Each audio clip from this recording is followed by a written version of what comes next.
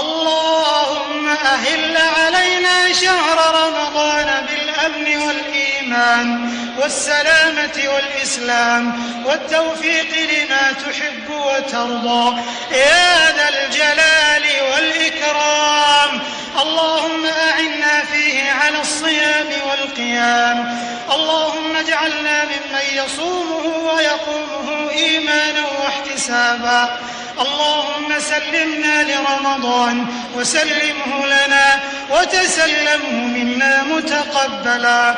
اللهم اجعله شهر عز للإسلام والمسلمين. اللهم اجعله شهرا للنصر والتمكين للإسلام والمسلمين في كل